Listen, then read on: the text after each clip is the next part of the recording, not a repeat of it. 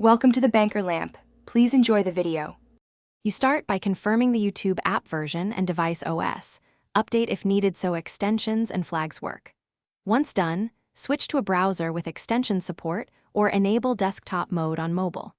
Make sure to back up your YouTube settings and stay signed into your Google account so filters persist.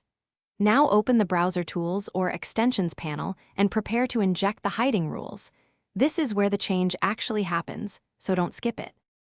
You now apply the method. Install a content blocker or use user CSS to target Shorts UI selectors. Once installed, add precise rules that hide elements like hash shorts, drill player, and related thumbnail containers.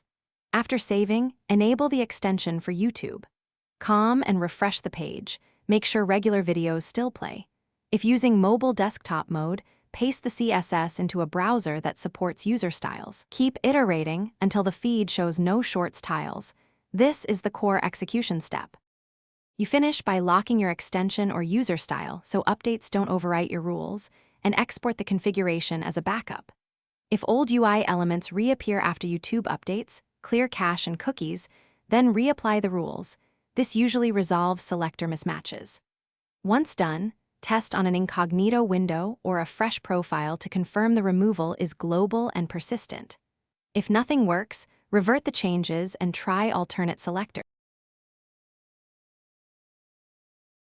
Thanks for watching. If this was helpful, leave a like and consider subscribing. See you next time.